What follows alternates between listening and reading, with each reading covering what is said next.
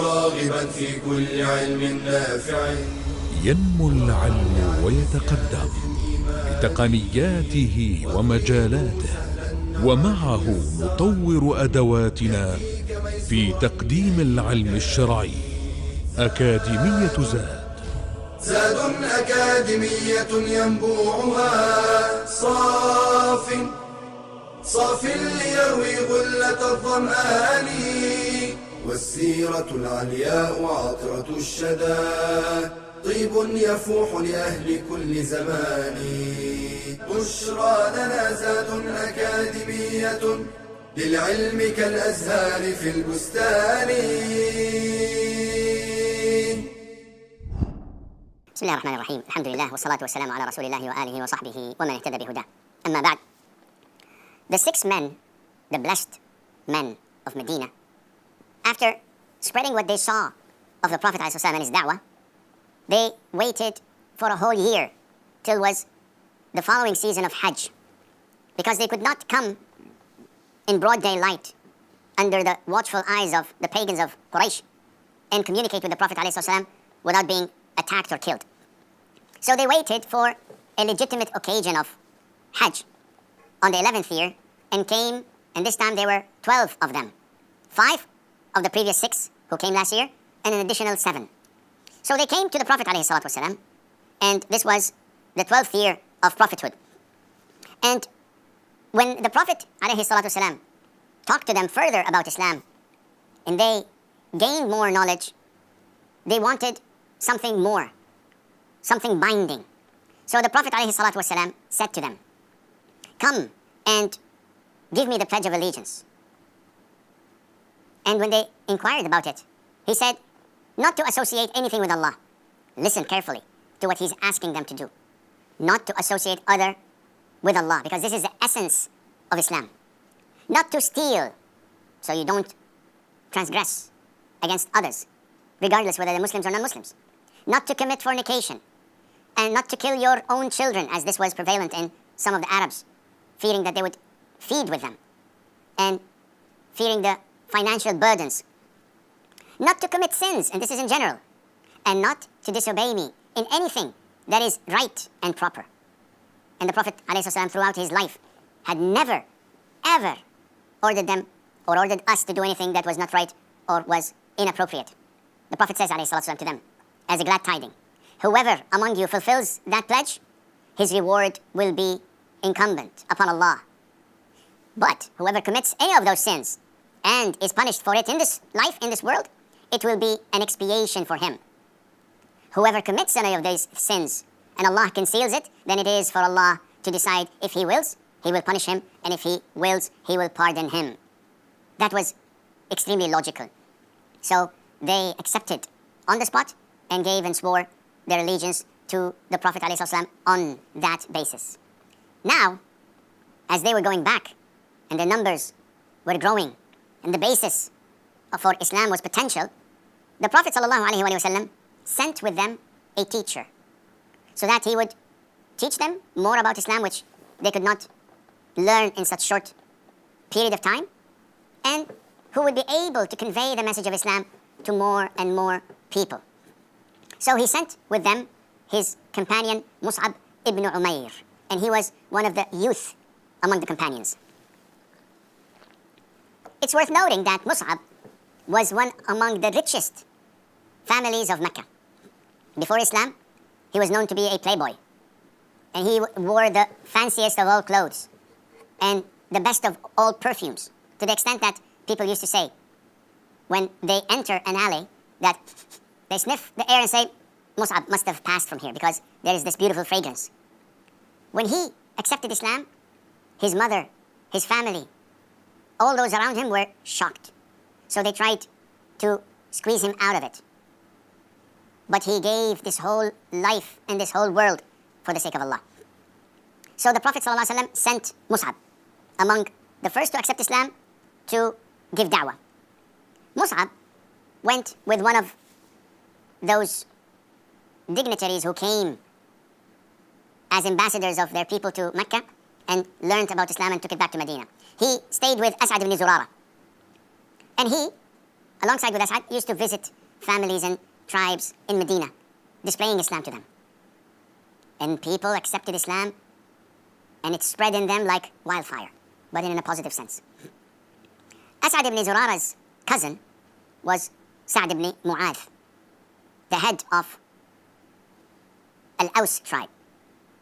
And as he was talking with one of the leaders of Aws tribe, Usayd ibn Hudayr, he said to him, Usayd, what is Asad doing with this man who came from Mecca? They're spoiling our people, and they're making them leave their beliefs for this new religion. He's my cousin. I can't say bad things to him or attack him or beat him up. So, Usayd, you go and talk to him and tell him to stop. Usayd went there, and they knew that this was their chance. He came aggressively, and Mus'ab said to him in a diplomatic way, and this is how a da'i should be, not confronting everybody and meeting people head on, just wanting to pick a fight. He said, listen to me, sit down, and let me talk. If you like what you hear, alhamdulillah. If you don't, I'll leave immediately. Usayd said, that's fair. He sat, listened to the Quran, and immediately it was apparent on his face that this is a moment of transformation. He said to them, what a beautiful religion this is. What should I do if I want to embrace it? So they told him to take a total bath, change his soiled clothes, and pray 2 rak'ahs, and that's it. He said, I'm going back to my tribe leader, to Sa'd ibn Mu'adh, and if he accepts Islam, you guys have got it made. So he went back, and the moment Sa'd ibn Mu'adh saw him, he said to them, by Allah, Usayd came with a different face than he had left us with. And he told him that I spoke to Mus'ab and to Asad, and they told me that they're going to stop. But by the way, I heard that the tribe or the clan of Banu Haritha were going to attempt on the life of your cousin Asad because they know that he's your cousin. So Sa'd knew that there's something was cooking. And he took his spear and went to check it out, whether there was an attempt on his life, the life of his cousin, so that he could protect him or not. And the moment he reached the place and saw them sitting, he knew that it was a setup. And they said the same thing to him. Sit and listen. If you like what we have, alhamdulillah. If you don't, we will leave in peace. And the moment he heard the Quran and the display and the presentation about Islam, he accepted it and reverted to Islam and went back to his tribe, saying that I will not speak to any man, woman, or child until you accept the religion I had embraced. And before it was sunset, everybody accepted Islam. This is how Islam was so quick and prevalent and excellent for the people.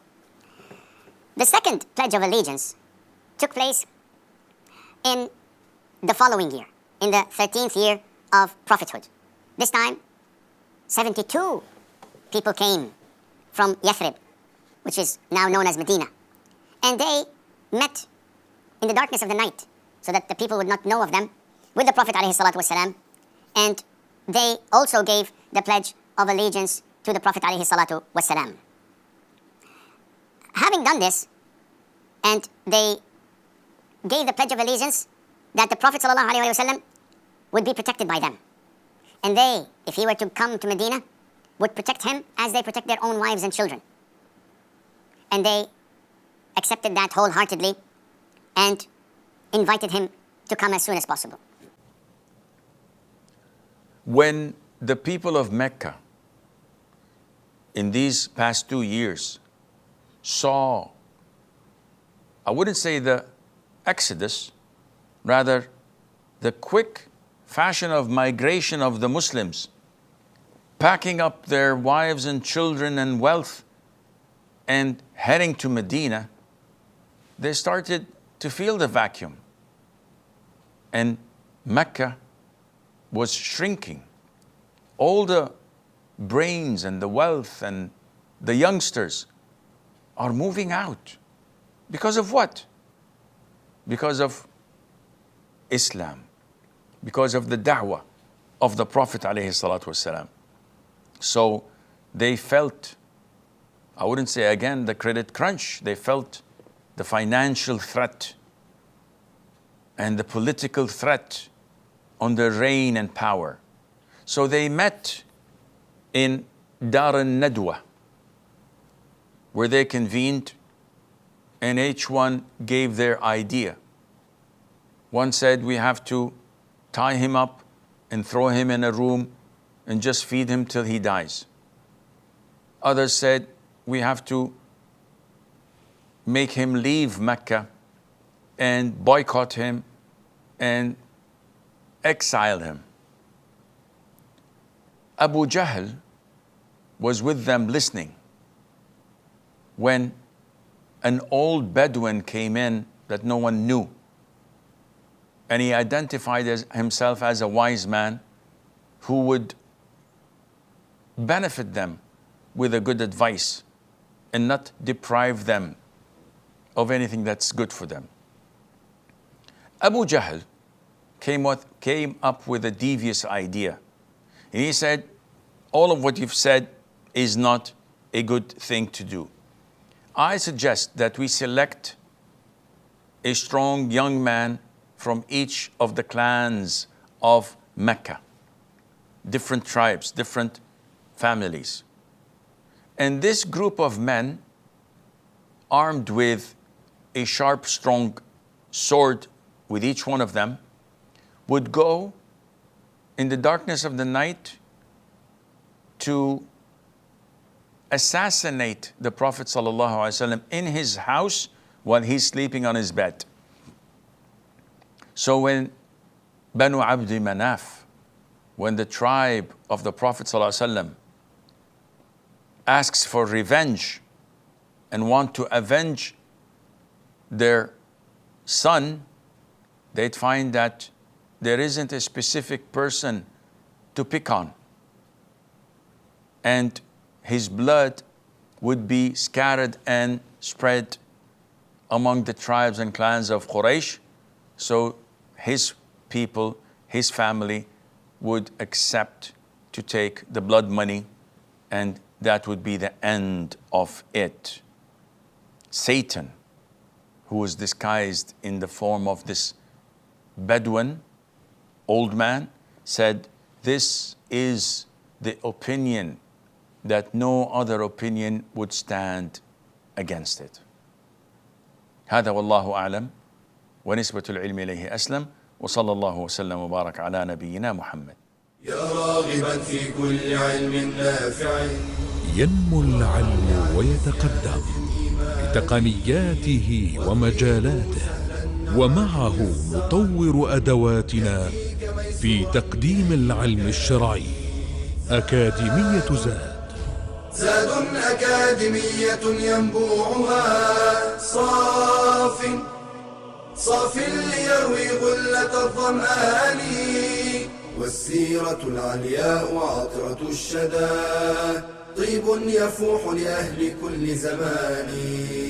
بشرى لنا زاد أكاديمية للعلم كالأزهار في البستان.